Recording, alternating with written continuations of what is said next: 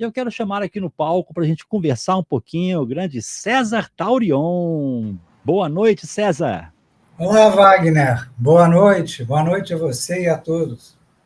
Maravilha, é um prazer ter você aqui com a gente de novo, né? Nós tivemos aí um painel há um tempo atrás com grandes nomes da inteligência artificial aí num esquenta de um dos eventos. E é um prazer ter você aqui com a gente. Quero deixar aberto aqui agora, César, para você falar com esse público maravilhoso, quem é o César Taurion? Está aí uma boa pergunta.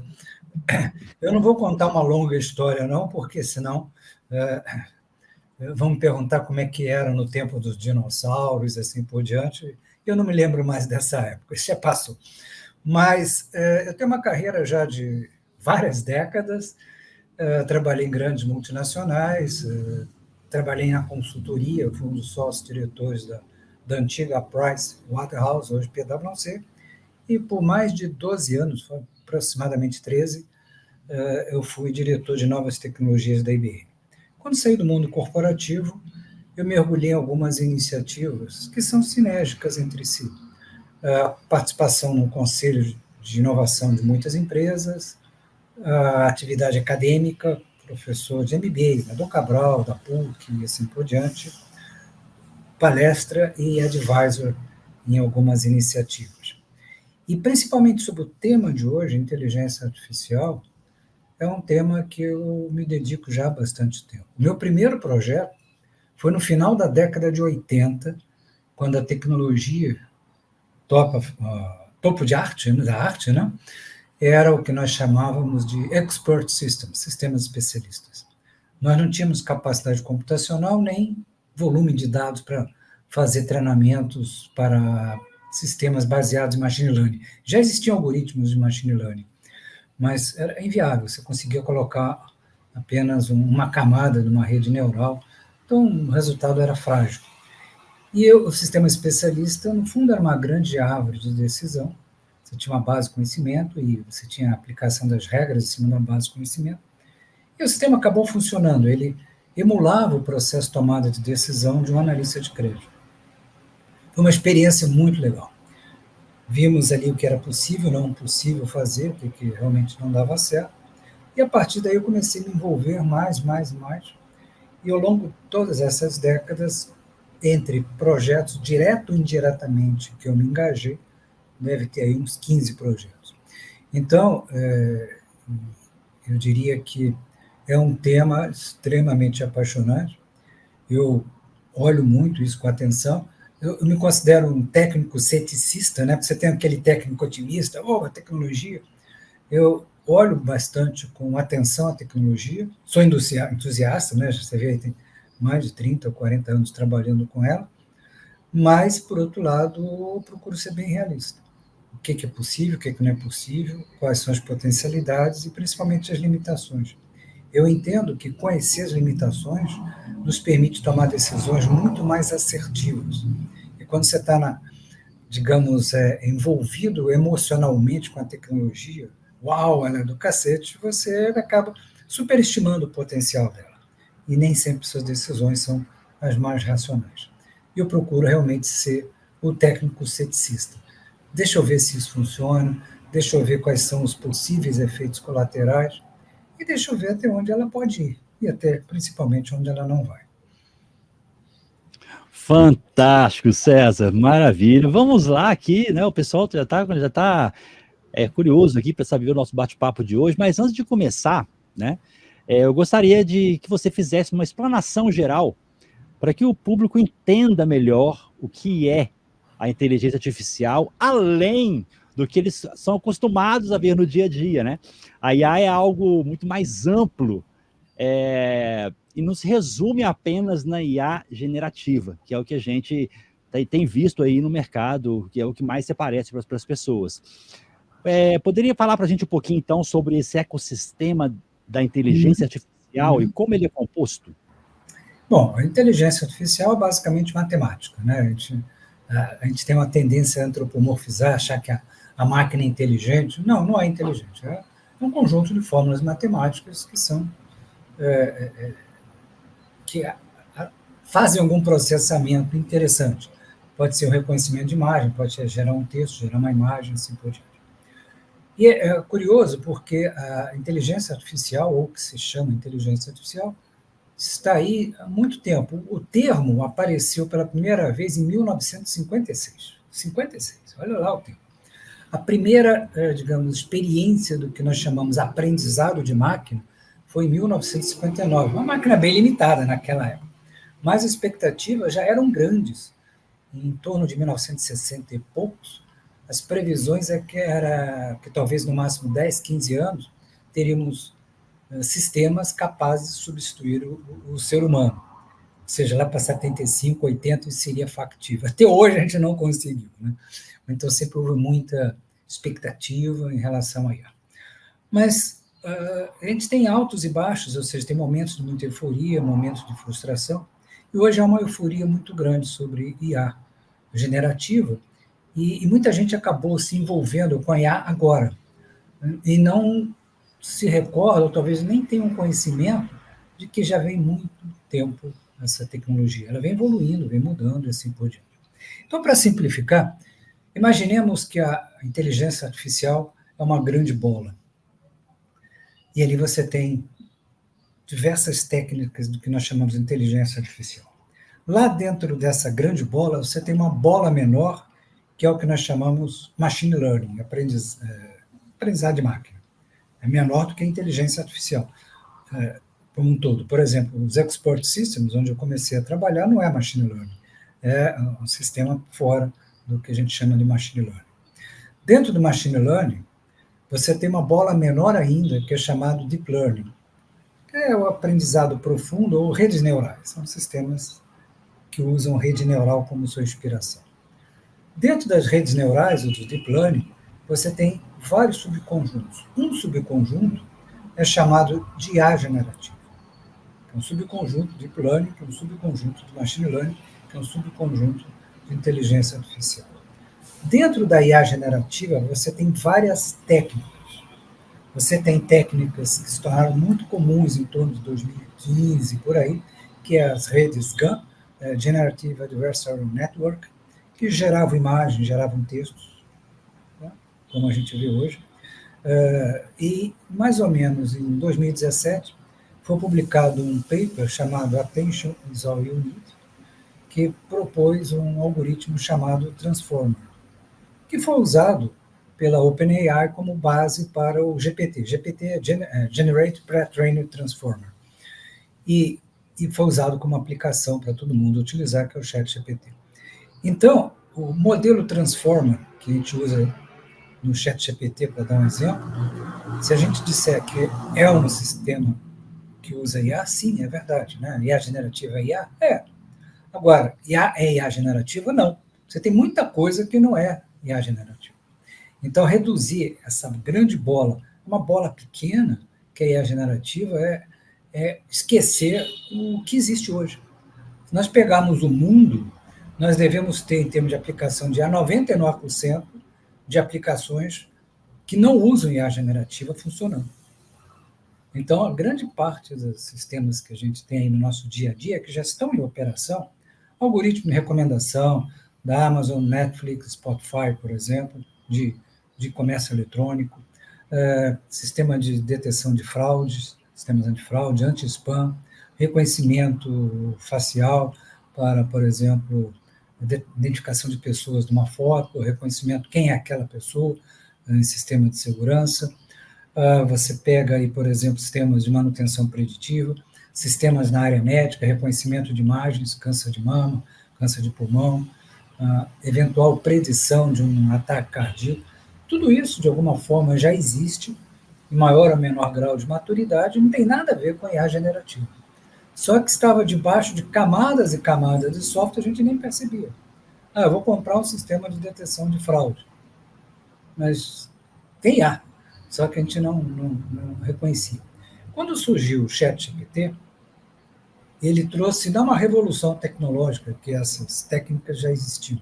Ele não inventou nada, ele juntou coisas que já existiam, mas criou uma interface muito, digamos, muito natural. Você fala com um sistema e o sistema responde. você pode pedir para gerar um texto, gerar uma imagem, assim por diante. E isso provocou esse frenesi todo, porque antes ficava, né, a tecnologia de IA ficava mais restrita, é um grupo mais de profissionais de tecnologia, e até um subgrupo de profissionais de tecnologia, o pessoal que estava mais ligado a esse assunto, engenheiros de machine learning, cientistas de dados, que é um subconjunto bem pequeno do mundo de TI. E, de repente, todo mundo passou a ter acesso, brincar com um sistema que use IA.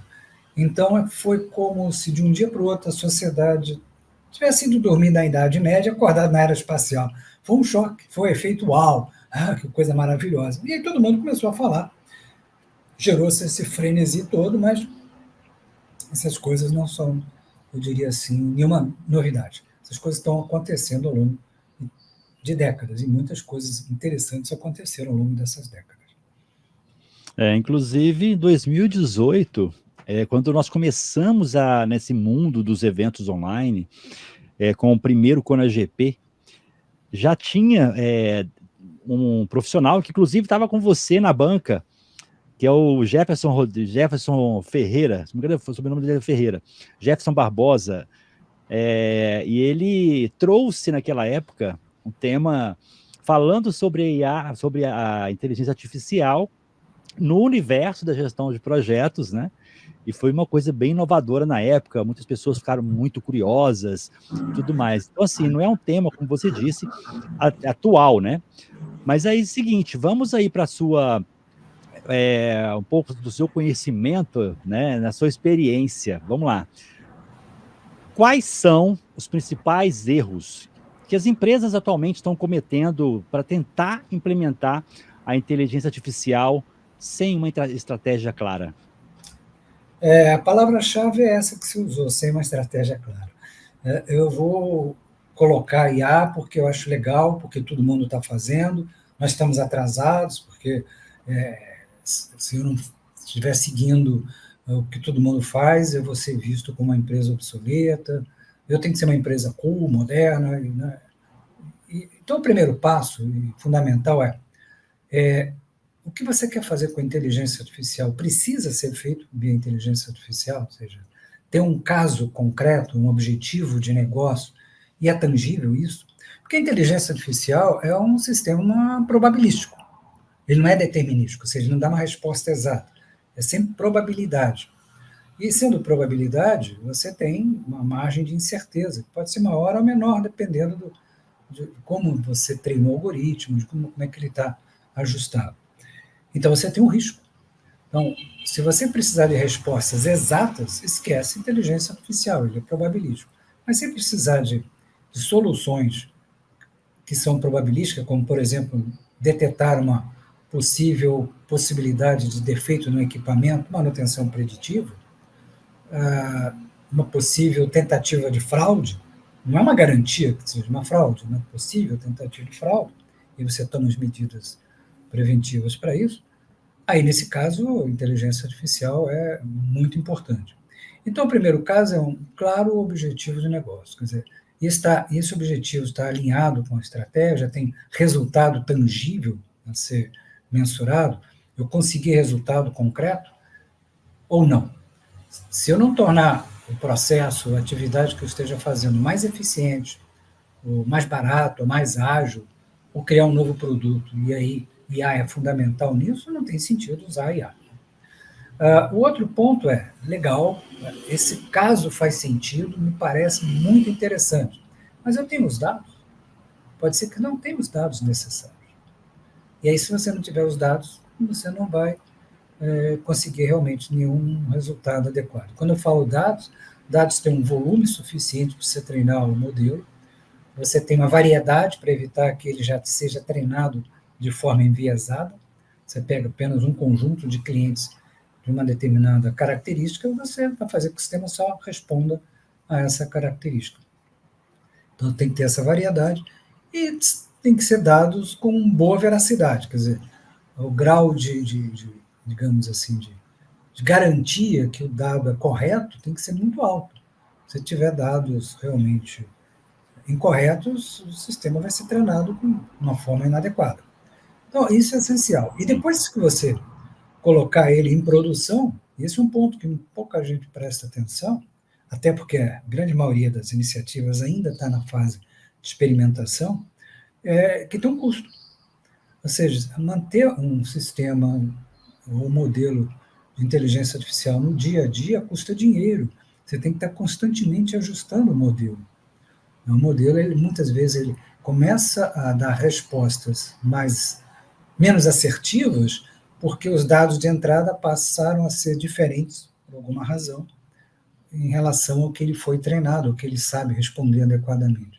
E até ele se ajustar leva tempo. Se você precisar acelerar o processo, você tem que fazer alguns ajustes aí nos parâmetros e, eventualmente, retreinar um modelo para ele entender esse tipo de novo contexto de dados, esse novo cenário. Então, não é uma coisa assim, oba, vamos lá, que vai dar certo. Não é. Você tem que ter um bom planejamento, você tem, por exemplo, no desenvolvimento de uma iniciativa de IA, diferente do sistema determinístico, você sabe quando está certo. Tá? Se o sistema tem que dar uma resposta exata, tem que dar 100 de resposta, e deu 80, está errado. Mas quando você fala em sistema probabilístico, você está falando de sistemas que não tem 100% de resposta. É sempre uma probabilidade. Probabilidade de acerto, de 80, 85, 90. E geralmente, a gente, na prática, tem visto o seguinte: atingir, digamos, 80, 85%, você consegue num certo tempo. De 85 para 90, estou dando apenas uma ideia, esse tempo é quase o dobro do que você levou para chegar naqueles 90 primeiro. Chegar a 95, se avançar para 97%, é o dobro dos dois iniciais. Então, na especificação do projeto, você tem que considerar que ele não é um sistema determinístico, ele é probabilístico, e qual o grau de incerteza que você aceita. Se você está colocando um sistema probabilístico, que a gente chama de baseado, que usa inteligência artificial, modelo de IA, para recomendação de livro, por exemplo, sua incerteza pode ser relativamente alta, né? Porque se o livro não for aquele que o cliente gostaria, né, de ler e foi recomendado, ele acabou comprando, o custo não é muito alto, a perda não é muito alta. Agora, se você estiver falando em, por exemplo, selecionar uma pessoa, um paciente numa rede hospitalar que vai para a UTI ou não, você está falando de risco de vida. Então, o grau de assertividade tem que ser bem alto. E tem que tomar bastante cuidado com esse aspecto. Isso tem que ser definido no início. Até onde você se propõe a ir, com a estimativa de custo para chegar lá, e se realmente vai conseguir chegar. Se não chegar, se eu aceito esse grau de incerteza ou não. Então, quando você não tem essa visão estratégica, você vê resultados aí frustrantes. Eu coloquei o sistema e o resultado não deu certo. Por quê? Você não escolheu as variáveis adequadas, você escolheu dados que não existem, não estão disponíveis, ou você está com uma margem de incerteza muito elevada que é insustentável para o tipo de negócio, o tipo de função que você está querendo colocar o sistema. Essas são coisas que você teria que ter visto desde o início do projeto. Ótimo, ótimo. Eu aqui, eu tenho usado muito a inteligência artificial, testado algumas, né, para me ajudar, inclusive, a desenvolver essa plataforma que nós estamos aqui utilizando hoje, que o pessoal está acessando, né, com muitas funcionalidades novas, coisas novas que vão acontecer. Eu não sou programador, tenho algum entendimento de alguma coisa, e ela tem me voltado assim, se você não ficar esperto, né, com o que ela te responde, e avaliar aquilo que ela te responde, ou te propõe, e tudo mais, você pode acabar fazendo coisas muito erradas, né? E eu vejo aí no mercado, César, várias pessoas criando e-books, tudo que vem da inteligência artificial, e compartilhando aí como conteúdo, né? O que você acha disso, desse ponto da IA? Na verdade, eles estão falando da IA generativa, né, que gera... Sim, não, da IA generativa. Não é correto dizer que IA é IA generativa, que IA generativa é IA, mas a IA não é IA generativa. Mas, como está gravando, todo mundo está vendo, olha, vamos simplificar, vamos chamar de IA. A gente sabe que não está correto, mas vamos tomar essa liberdade artística de dizer que IA, e a gente vai falar em IA generativa. A questão é que a alucinação não é um erro do sistema, é inerente ao modelo, porque é um sistema probabilístico, ou seja, ele gera palavras baseado na probabilidade daquela palavra aparecer naquele momento, após outras palavras aparecerem. Então, ele nunca está certo ou errado, ele está sempre gerando alguma coisa. Nós é que interpretamos certo ou errado, e quando dá um erro, a gente chama de alucinação. Uma alucinação não é um erro, é a resposta natural do sistema. Ele está correto, porque naquele momento, aquela resposta é a mais plausível estatisticamente. Então, ele, dentro do modelo estatístico, tem que sair aquilo mesmo. Se para você está errado, são outros 500, mas ele está certo na estatística, porque ele é um sistema probabilístico, é um sistema, na verdade, uma IA generativa é um gerador de palavras, e quando se fala imagem é a mesma coisa, né? Geração de pixels é a mesma coisa. Vamos falar, simplificar a geração de palavras, que gera, nem gera palavras, né? Gera tokens e junta os tokens para gerar aquela palavra. Por isso, às vezes, a palavra pode ser diferente uma palavra, uma resposta de outra. Ele não gerou a palavra, gerou o token, às vezes a terminação do token é diferente, através daquele prompt, gera uma coisa, e depois pode gerar no prompt seguinte uma outra palavra parecida, né? Uma parte igual, mas a parte seguinte é diferente. E como você não tem, obviamente, garantia de resposta, né, que é probabilístico, pode aparecer muita besteira. E volta e meia eu fico brincando, né? Eu uso até no LinkedIn. Estou fazendo uma série de brincadeiras, que é humor, né? Obviamente, você não vai fazer um prompt tão simples assim. Mas eu faço prompt simples, ele me dá respostas estapafúrdias, de imagem, de resposta de textual. Então, o pessoal vai, não, mas você tem que fazer assim, assado. Eu falo, gente, isso aqui é humor. Eu estou, primeiro, partindo do princípio que quem usa uma IA generativa não é um especialista, não vai fazer cursos de prompt, são poucos que vão fazer isso.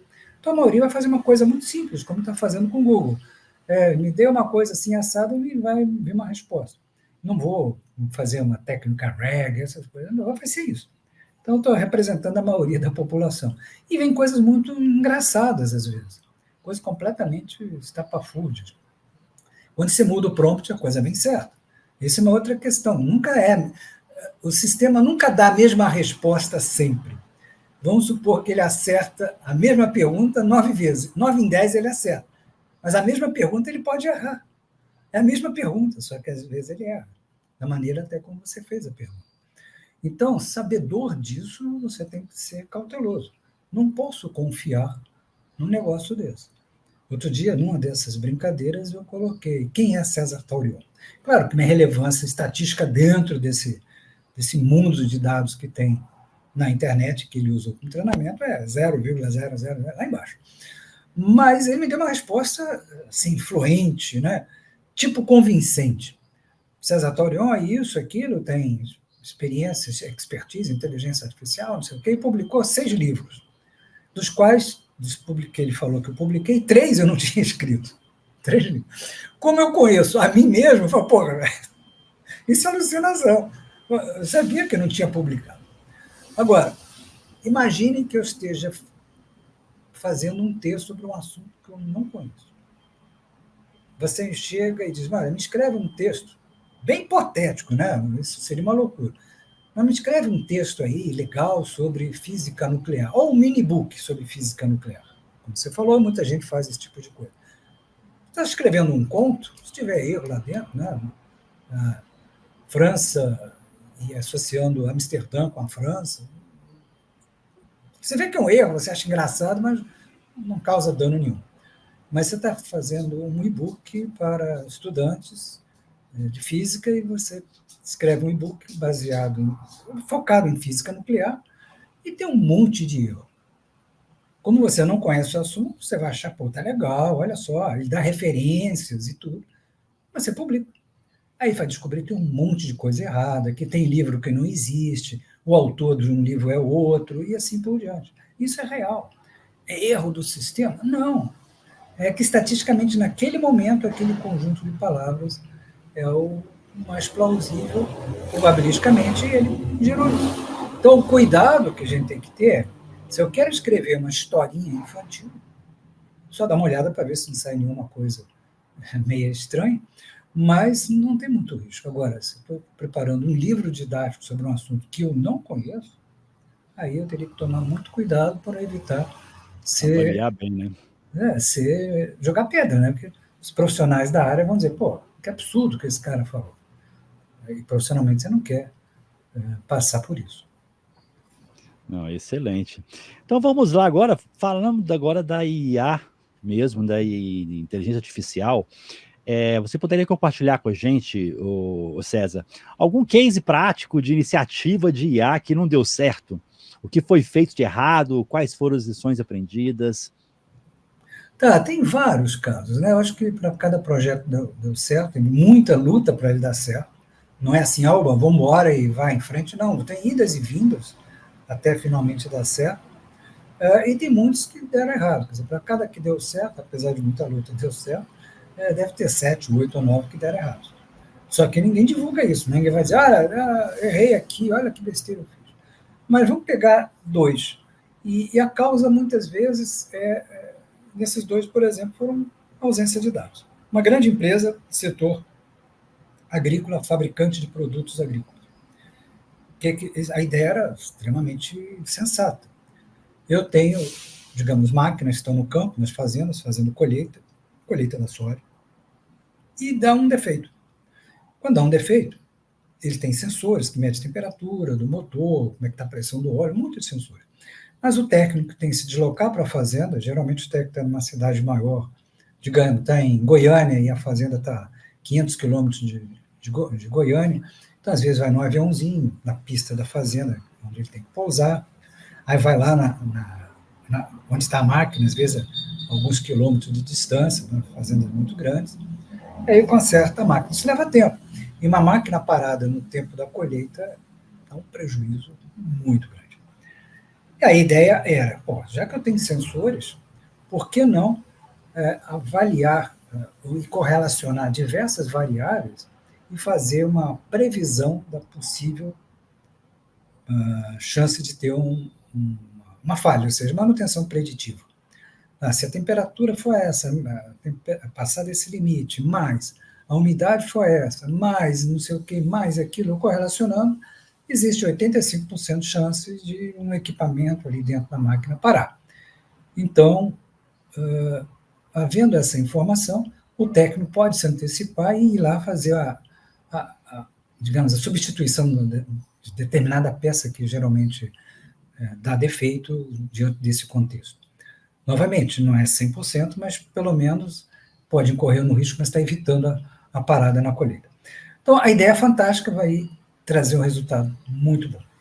Bom, aí vamos para o mundo real. Quando a gente vai para o mundo real, a gente vê as dificuldades de você sair do laboratório, porque no laboratório funcionou direitinho, no teste, olha só, o modelo aqui no teste está funcionando, ajusta parâmetros, consegui uma boa assertividade, beleza, no teste. A gente chama muitas vezes isso de... vou me lembrar depois. Overfitted. Tinha esquecido a palavra. Overfitted, ou seja, está muito ajustado aqueles dados de treinamento e ali funciona bem. Aí vamos para o mundo real. Aí, no mundo real, a gente descobre o seguinte, espera aí.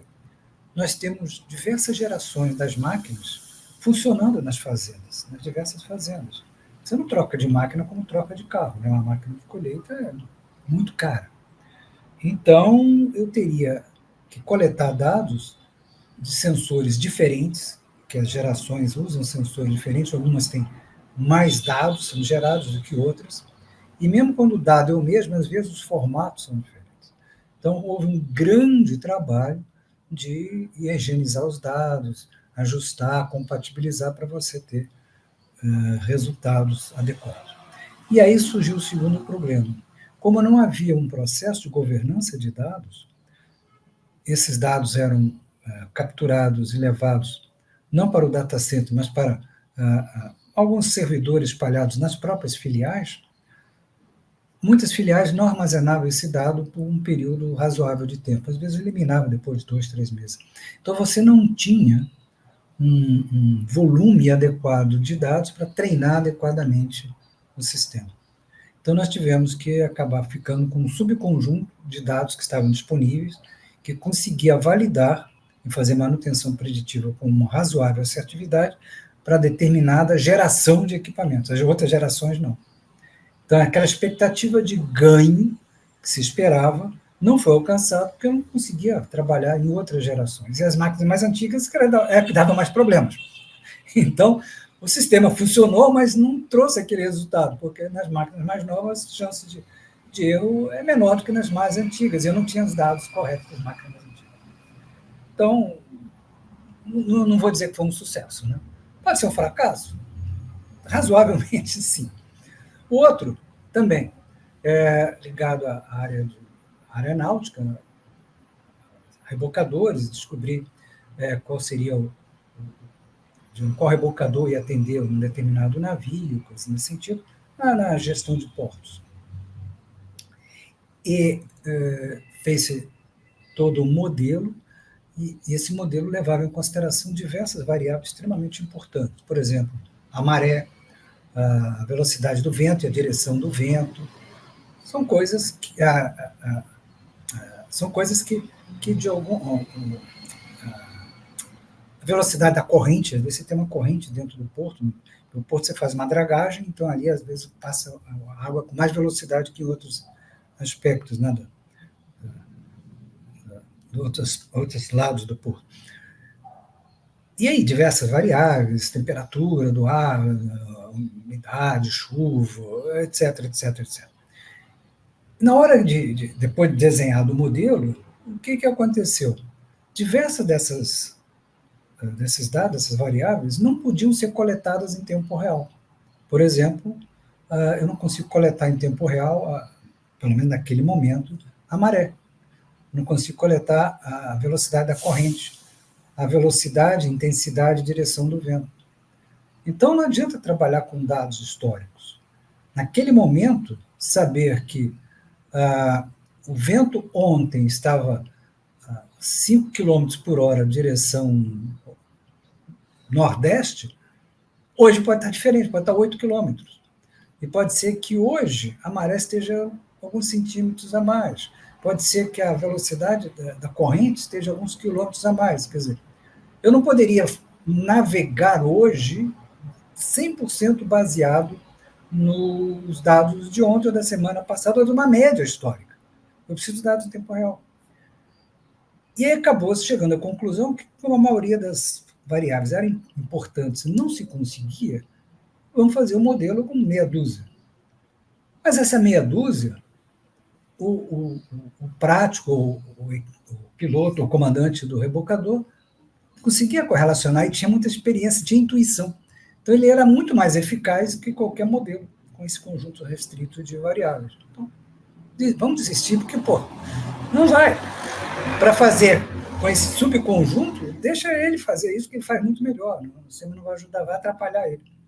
Então, é muito comum ter esse tipo de coisa. Então, repara, eu tenho expectativa que temos todos os dados, e no mundo real eu vejo que não tem, e a outra também foi ligada a dados que eu esperava ter esses dados sendo coletados de uma forma que não existia, ele era dado histórico. Tem certos momentos que o dado histórico não me diz nada.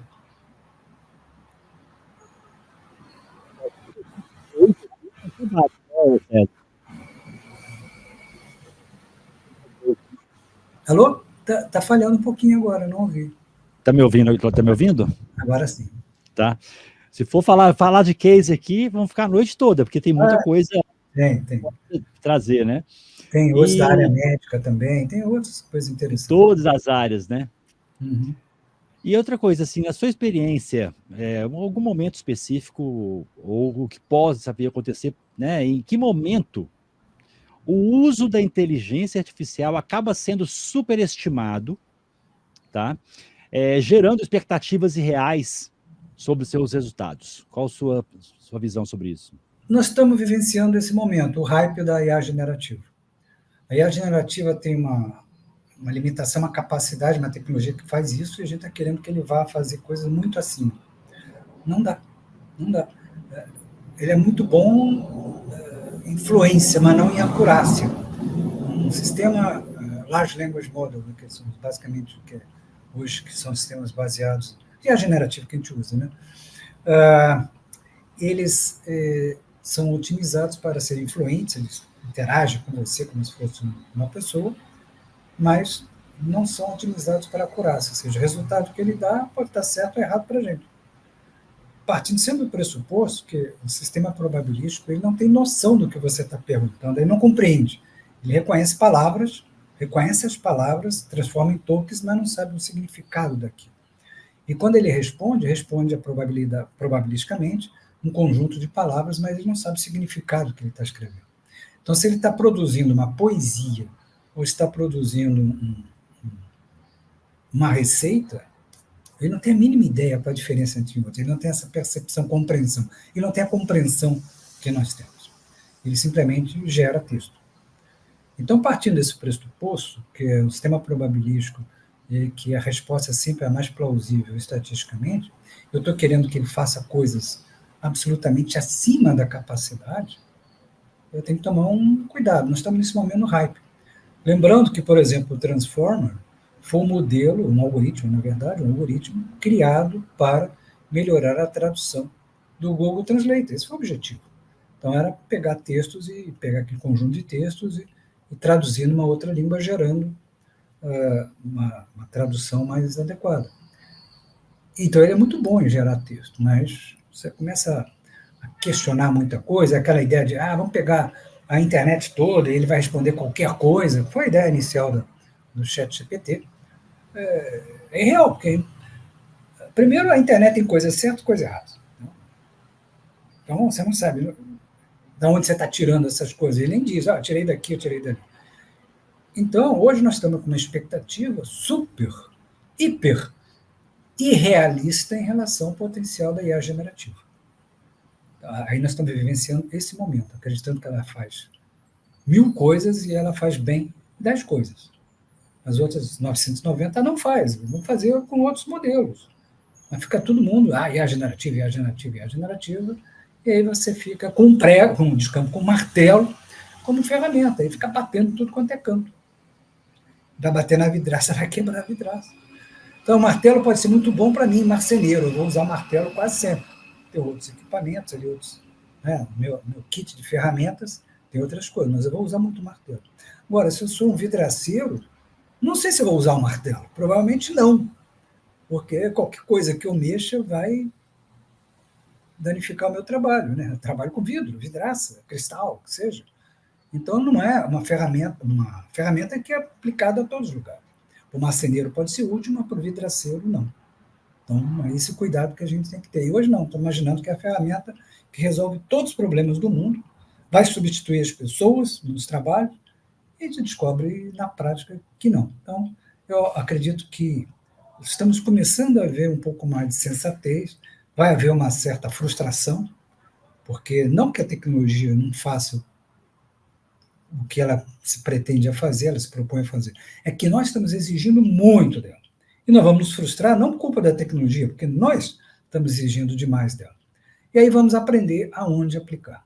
Então, quando sair do hype, eu provavelmente, acho que, principalmente o ano que vem, a gente vai ter muito mais sensatez.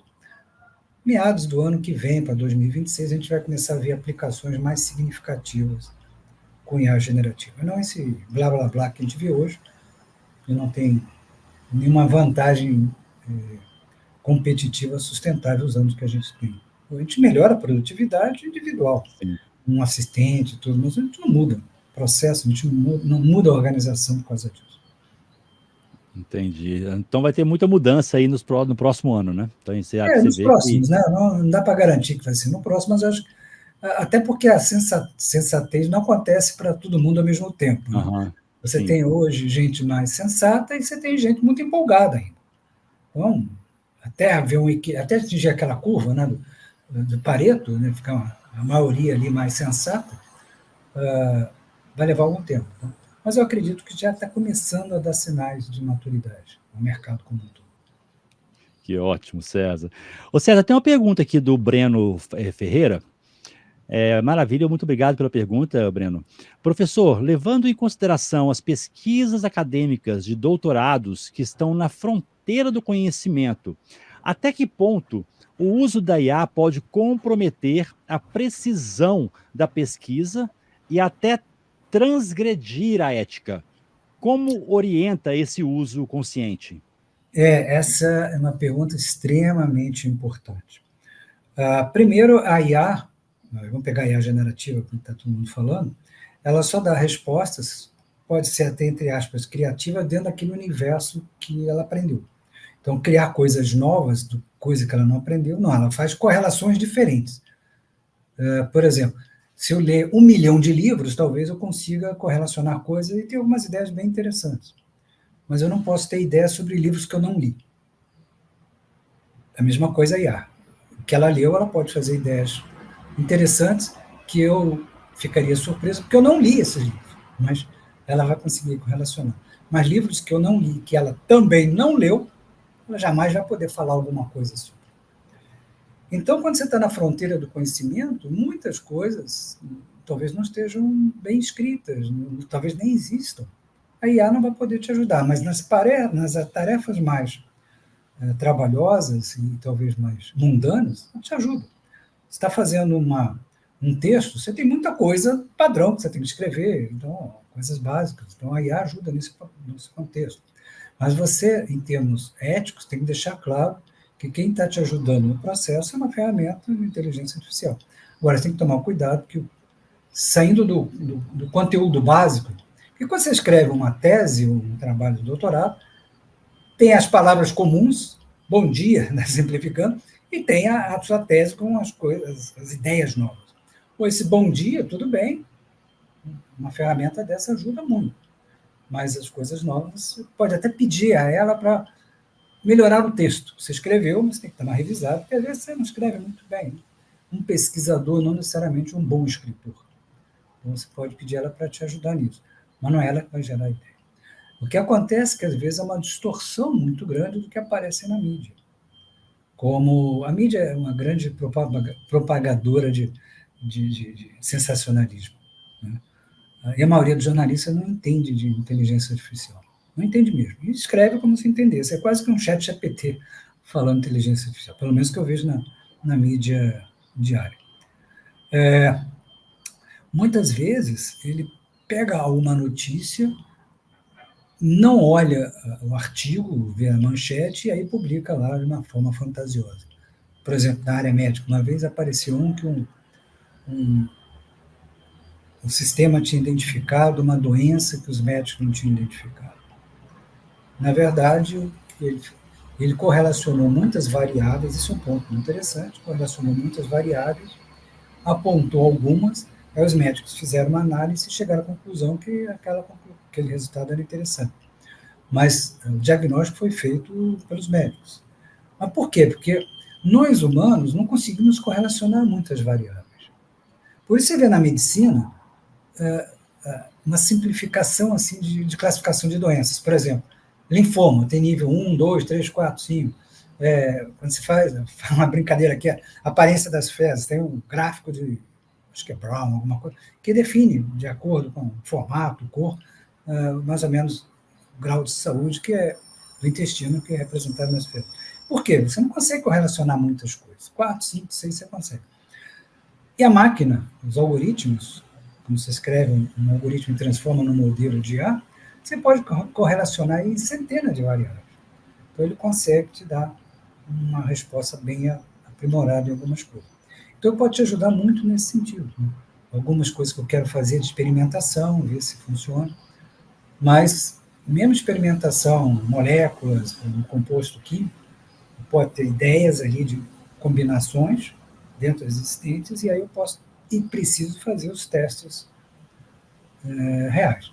Então, por exemplo, teve um caso recente que um sistema de ar gerou 1.000 novos compostos que podem gerar doenças. Na verdade, viu-se que a maioria já tinha sido gerada, e o que foi, na verdade, passou-se para a fase posterior foram 1 ou 2. Então, muito oba-oba e pouco resultado. Não quer dizer que não seja útil, é muito útil para você eliminar muita coisa, mas os que realmente são úteis para uma pesquisa médica, no caso, você que tem que fazer. Você tem que fazer os testes e validar, até porque você tem essa percepção que a máquina não tem. Então, dentro da área científica, é muito cauteloso o uso, tem que ser muito cauteloso o uso, porque se você principalmente está no estado da arte, você está ali em coisas que não estão disponíveis na internet. Então, você tem que tomar um certo cuidado com isso. Maravilha, César. E o Antônio Dias, César, tá pedindo uma dica para você aqui, ó. Que dica o senhor dá para quem quer aprender machine learning? Qual linguagem de programação aprender? Bom, primeiro, não me chama de senhor, não, chama de você. Segundo, depende de qual é o interesse da pessoa. Né? É como chegar e dizer, eu quero trabalhar com TI, o que eu vou fazer? Eu vou aprender a ser um desenvolvedor? Tá, que linguagem? Tem várias linguagens. Posso começar com Python, posso começar com C, C++, eu posso começar com C Sharp, Java. Aí você escolhe como é que está o mercado, né? Ruby, nem sei se a pessoa ainda usa Ruby. Então, é isso. Não, eu não quero trabalhar com desenvolvimento, eu quero ser um especialista em segurança. Você tem uma série de outros conhecimentos. Então, trabalhar com IA é mais ou menos assim. O que você quer ser? Eu quero ser um matemático, eu tenho que ter uma boa base, boa dose de conhecimento de matemática, uma boa base de matemática para trabalhar com modelos, criação de modelos. Ou, pelo menos, usar modelos existentes, mas saber se aquele modelo de IA se aplica àquela situação. Eu tenho uma situação que eu preciso de modelos supervisionados, outros modelos não supervisionados, são situações diferentes. Então, eu tenho que ter o conhecimento de, ok, que tipo de modelo eu vou usar. E a base matemática ajuda muito isso. A base matemática ajuda, por exemplo, você está analisando os dados e você conseguir identificar o que a gente chama outlier, que são aqueles dados que estão totalmente fora do padrão e vão distorcer o treinamento do modelo. Então, você tem que eliminar. Obviamente, aí você tem alguns modelos estatísticos para você representar a distribuição dos dados num gráfico, assim por diante. Então, dependendo do que a pessoa quer fazer, a resposta varia muito. Se eu quero ser uma pessoa que vai... Porque um projeto de inteligência artificial envolve, eventualmente, um cientista de dados, ou engenheiro de machine learning, que trabalha muito na discussão do modelo, trabalha digamos, em fazer o sistema chegar a um lugar comum. Eventualmente, você tem que ter, aliás, alguém que conheça o negócio para saber se aqueles dados estão entrando, os resultados apresentados fazem sentido. Você precisa de alguém que trabalhe ali na engenharia de dados, fazendo limpeza de dados, uma série de coisas. Você não pode deixar isso para uma pessoa só. Você já tem umas 3 ou 4 envolvidos. Tem que escrever, alguém que vai escrever código. Geralmente, quando você implementa um modelo desse, você escreve pouco código. Já tem muita coisa, biblioteca pronta, pouco código, às vezes 50, 60, 100 linhas de código que você precisa fazer. Geralmente em Python. De repente, você tem que ter alguém, esse modelo que você está usando vai estar embarcado dentro de um sistema maior, tem que integrar. Então, você tem que ter desenvolvedores que têm essa capacidade de fazer API ou integrar com outros sistemas. Você quer também criar uma interface para usar o modelo. Então, tem user design fazendo parte do processo. Então, dependendo do que você quer fazer, tem um monte de gente. Então, a resposta vai depender do que tipo de atividade ele quer exercer dentro de iniciativa de IA e onde ele quer se especializar mais. Excelente. Se quiser completar aí, tá? Quem é o nome aqui? Deixa eu ver. É o Antônio Dias. Se quiser complementar aí, coloca aí que eu passo aqui para o César Taurion. E, César, peraí, cadê a pergunta? O Diego Arcanjo, mestre César, como você enxerga o futuro da Generative AI daqui a alguns anos? Legal, Diego. Bom saber que você está aí me ouvindo. O Diego é um cara muito legal, eu gosto muito dele. Todas as tecnologias passam por um momento de muito entusiasmo. Algum tempo atrás, muitos anos atrás, Expert Systems era tecnologia de ponta. Hoje ninguém fala nisso, né? Programação simbólica. Depois nós tivemos vários outros modelos e mais ou menos 2015, 2016, os modelos de Deep Learning, redes convolucionais, e a generativa através do GAN, né? Generative Universal Network, era o topo da linha, todo mundo, oba, vai ficar isso aí. Até houve muito entusiasmo do tipo, não vou precisar de radiologista, porque as máquinas vão fazer esse tipo de coisa automaticamente. Lá para 2015, começaram a surgir os veículos autônomos, ou a proposta de veículos autônomos. Teoricamente, há uns 5, 6 anos atrás, todos os veículos seriam autônomos. Até hoje não temos nenhum veículo autônomo. Então, esses modelos tiveram seu auge. Hoje nós estamos no auge da super expectativa da IA generativa. Ela vai voltar ao padrão que tem que ser. É mais um modelo que vai ser usado. Vai resolver todos os problemas do mundo? Não, tem sua aplicabilidade, principalmente quando eu preciso de fluência, aspectos conversacionais, interação com clientes. Mas fazer forecast, por exemplo, predição, não é a praia dela. Né? Não é. Então, vai ter uma aplicação, como outros modelos têm. E vão surgir outras técnicas que talvez seja até uma intercalação disso. Por exemplo, já existe alguma experiência, até com bons resultados, que a gente chama uma mistura da programação simbólica com redes neurais, é a neurosimbólica. Você pega redes neurais, que são basicamente o deep learning, você usa com programação simbólica, que é tipo expert systems, e dentro da rede neural você pode ter vários modelos, inclusive você pode ter uma IA generativa para produzir uma interface conversacional muito interessante. Então, essa mistura de modelos talvez seja um caminho interessante. Então, eu não imagino daqui a 2, 3 anos a gente vai estar falando em IA generativa por si, talvez esteja falando muito mais em algo como IA, onde a IA generativa tem o seu papel, como outros modelos vão ter o seu papel também. Ótimo. Estamos chegando aqui ao fim, pessoal agradecendo, né? O Breno Ferreira agradecendo, obrigado, professor César. O Antônio Dias também te agradecendo. Aqui nós temos um lag entre a gente falar e o pessoal ouvir. Eles vão respondendo aqui, agradecendo as perguntas.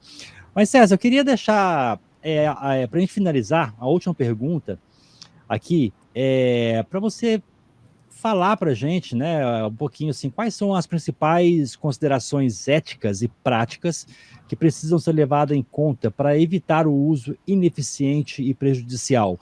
Você falou um pouquinho sobre isso aqui, mas queria deixar aberto para você completar um pouquinho mais, né, que a gente e já fica aberto aqui para depois debatermos sobre vários outros temas, sobre ética, sobre capacidade real da IA, segurança de privacidade de dados. Ou seja, se fosse falar, o tema é né, César?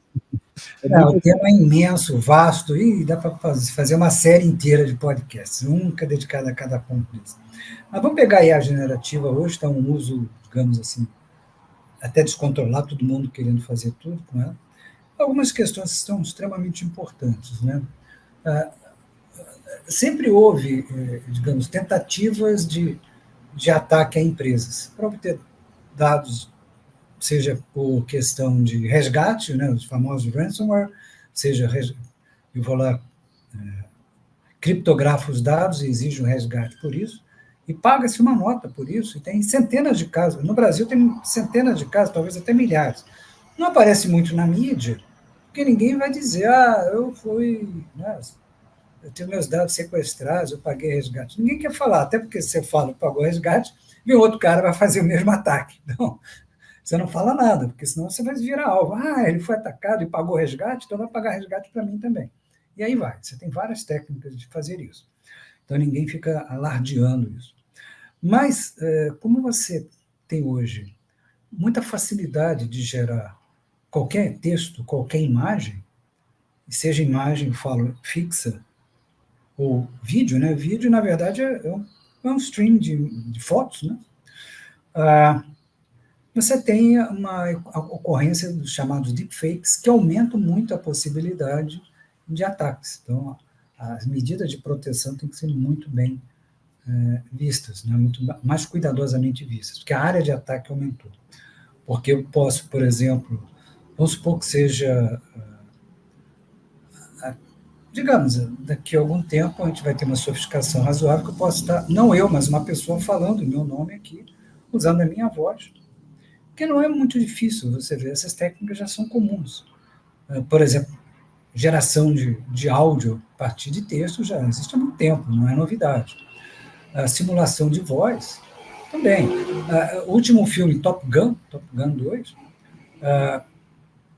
você tinha imagem e voz, por exemplo, tinha imagem e voz, a voz ali dos atores, era o Val Val Kilmer, acho que era o Val Kilmer. Ele está passando, ele tem uma doença degenerativa, então ele não consegue falar direito, tem problema na garganta. Então, o diálogo dele era curto, mas aparecia um diálogo muito legal, e parecia a voz dele, que era a voz dele. Só que gravaram a voz dele, de textos e outro diálogo, participou de vários filmes, e você fazia ele falar frases que ele não tinha falado, não está falando naquele filme exatamente. Tudo isso de maneira artificial. E o Top Gun 2 não estava nesse auge da IA generativa, eram outras técnicas de geração. Se não me engano, gerou via GAN, não tenho certeza qual. Mas por quê? Porque eu consigo captar o som são ondas sonoras, na verdade, matematicamente você consegue captar essas ondas sonoras, né? A amplitude das ondas. Eu consigo sincronizar o movimento labial com os fonemas. Porque quando eu trabalho com um fonema, por exemplo, ão, esse ão que eu falei, aí no avião, no caminhão, no peão, é o mesmo movimento labial para o fonema.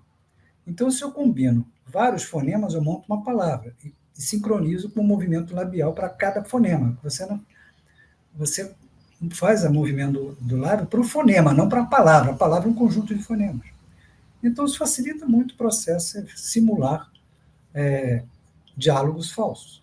Então, digamos, como eu tenho muito vídeo no YouTube e tudo, se alguém quiser, vai ser uma dica aí, pode pegar a minha voz e eu falar algumas coisas totalmente estapafúrdias. Digamos, uma aparição, vamos pegar esse exemplo, gravar a minha voz falando alguma coisa ou promovendo um evento que eu nem sei que existe. Então, por exemplo, esse deepfake, ele está fazendo algo, está invadindo a mim mesmo, pegando coisas sem autorização, está violando aspectos éticos, porque não pedi autorização para simular a minha voz, e tem uma característica importante, ética, aí, de violação ética, que está fazendo promoção de algo que eu não tenho a mínima noção que eu estou fazendo essa promoção. Isso se faz relativamente fácil, é um custo muito barato. Então, esse tipo de coisa se multiplicando é um problema muito sério que a gente tem. Eu estou falando de uma questão, envolve ética, envolve, né, toda essa possibilidade de falsas imagens, vídeos.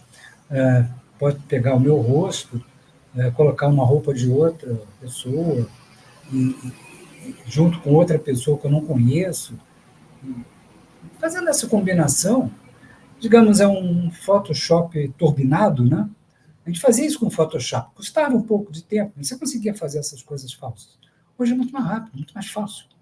Dá até para fazer um videozinho sobre isso. Então, eu vejo aí que a gente tem que ter uma preocupação muito grande nesse aspecto de privacidade, de segurança dos dados, dos aspectos éticos, aspectos legais. Né? Isso aqui eu posso fazer com inteligência artificial? Posso, mas eu devo fazer. Então, eu tenho que levantar esses pontos todos.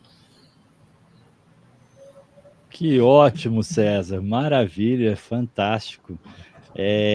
Pode ter certeza que nós vamos ainda marcar outros encontros aqui para poder trazer mais temas desse universo maravilhoso que está envolvendo muitas pessoas, né? Trazendo as pessoas aí, deixando elas curiosas, né? E elas estão indo em busca de mais conhecimento. Inclusive... Ui, não deu para ouvir, falhou de novo. Alô? Está ouvindo agora? Agora sim, volta e meia falha. Maravilha. Vou passar um check-up aqui nesses equipamentos, ver se tem alguma coisa acontecendo. Mas antes da gente fechar, né, lembrando ao pessoal que está assistindo a gente aqui, que o César Taurion vai estar com a gente também lá no evento, né, dias 27 e 28, deixa eu colocar aqui nós dois do mesmo tamanho, deixa eu compartilhar a tela aqui rapidinho, César, para a gente finalizar. Aqui, ok, já deve estar aparecendo aí, né? Nós temos aqui o Imersão IA, que vai acontecer nos dias 27 e 28 de novembro, tá? Das 9 da manhã às 22 horas. Gente, é uma imersão mesmo, de 9 da manhã até as 22 horas. E à tarde teremos workshops, né? Então, assim, o César Taurion vai estar falando um pouquinho para vocês. O tema dele é do IA, do hype ao ROI. Então, espero muitas coisas boas aí, muitos momentos de insights para vocês, tá? Teremos vários outros palestrantes aqui, o grande Marcelo Graglia teve aí semana passada fazendo uma live com a gente também. Então, para quem fizer sentido, na tela que você está assistindo aí agora, para quem está no computador, vai estar logo abaixo aqui do vídeo, para quem está no telefone, vai estar depois do chat. É só descer e entra lá que vai ter um link de imersão IA para você poder conhecer o evento. Fez sentido para você estar no evento com a gente? Esteja com a gente. Não fez sentido nesse momento? Fica tranquilo, fica tranquila. Aproveite os conteúdos gratuitos que nós estamos trazendo toda quarta-feira sobre esse tema. O nosso objetivo aqui nesse encontro.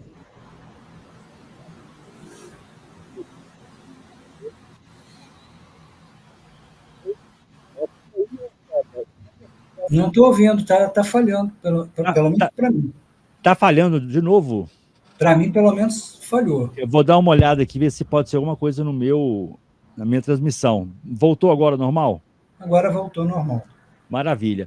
Então, assim, deixar aberto para você aqui, César, fazer as suas considerações finais e despedir desse público maravilhoso.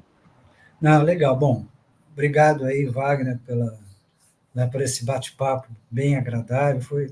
Eu gostei muito, achei bem distraído, bem divertido. Acho que é legal esse tipo de conversa. Como eu moro no Rio, assim, conversa de botequim, né? Troca de ideias. Faltou aqui um chopp que poderia ajudar bastante com esse calor que está fazendo. A próxima é fazer um chopp com IA. Então, alguma coisa assim. Mas o que eu vejo é o seguinte, eu acho que a gente tem que... Eu gosto muito da tecnologia, mas as minhas decisões, não pode ser porque eu gosto ou não gosto. Posso não gostar e precisar tomar uma decisão a favor, e posso gostar e tomar uma decisão contrária à adoção em determinado momento. Mas o ponto principal é que a gente tem que exercitar o que eu chamo de técnico-ceticismo. Técnico-ceticismo é muito lado científico. Quando você tem alguém falando uma hipótese, geralmente é uma coisa nova, você não sabe bem se é verdade ou não, você tem que fazer uma análise melhor. Se aquilo é replicável, aquilo realmente tem base fundamentada. Então, esse ceticismo é para você validar, não é que você é contrário. É a validação, porque uma coisa é você falar, outra é você mostrar que aquilo realmente é aquilo que você está falando. Falar é fácil. Você pode fazer um discurso de vendas fantástico, minha máquina faz isso, meu computador faz aquilo, monta um vídeo bonitinho, uau! Aí você vai ver o vídeo que a empresa gostaria que acontecesse daqui a 5 anos. Ela não fala nada e você fica entusiasmado achando que aquilo é o que é verdade. Um exemplo disso é o ano passado, quando foi... Não, foi esse ano. O ano passado foi uma iniciativa do Google, Gemini, e esse ano foi o Sora. Todo mundo, não, gente, o Sora é só daqui a algum tempo, aquilo é como ele vai ser. Aí você cai na real. Mas aí o pessoal fica super entusiasmado, já vai colocando lá posts do tipo, o mundo mudou, olha só. A gente vai ver, não era nada daquilo, né? Então há muito entusiasmo nesse momento, a gente tem que ser mais técnico-ceticista. Espera aí, vamos ver se isso é verdade mesmo. A tecnologia está permitindo isso? Porque coisas assim, muito repentinas, principalmente num tema como IA generativa, que tem dezenas, e talvez até centenas de papers sendo publicados toda semana, com as universidades trabalhando, com as empresas investindo, e a base de conhecimento é mais ou menos a mesma. Pode, mas não é muito comum parecer uma ideia totalmente diferente. Não dá para dar um salto quântico, quando a base de conhecimento é a mesma. Quando você olha, logicamente, espera aí, surgiu uma ideia, a máquina vai mudar o mundo. Espera aí, mas por que essa ideia? Aí quando você vai olhar, não é nada daquilo. Porque a base do conhecimento é a mesma. Então, como é que tem esse salto, né, tão grande assim? Algum tempo atrás, teve uma ferramenta chamada, acho que é o Devil, que ia acabar com o engenheiro de software. E aí viu que era uma grande falácia, aquilo foi tudo montado, o software nem funciona. Mas teve gente empolgadíssima, dizendo, olha só, é o fim dos engenheiros de software. Cara, vamos ser mais realistas. Vamos ver se é aquilo mesmo. Vamos ver um outro exemplo. Ver um videozinho de alguém que é interessado, é uma startup que está vendendo o produto, ou quer captar umas dezenas de milhões de dólares, Um videozinho é fácil fazer, é um deepfake da vida, no fundo é isso. Vamos ser realistas e ver se aquilo que está sendo falado ou sendo visto no vídeo é verdade. Muitas vezes não é. Excelente, César. Tá ouvindo? O som tá normal agora para você? Uhum. Maravilha. Ô César, em nome da organização aqui, do pessoal daqui, em nome da Cris, que não pôde estar aqui hoje também com a gente, né? Quero deixar aqui a nossa gratidão por você ter aceito o nosso convite, tanto aqui para esse bate-papo maravilhoso, quanto para a palestra que você vai fazer com a gente lá em novembro. E já te deixo aí aberto o espaço, caso você queira fazer algum trabalho, alguma divulgação de algum livro que você, né, vai lançar em breve. Esse canal aqui é para vocês, tá? Fique à vontade, sugerir novos temas. Vamos juntos. Legal, Wagner, obrigado. Um prazer estar aqui nesse bate-papo. Uma boa noite. Até uma próxima vez, com certeza. Um abraço, César.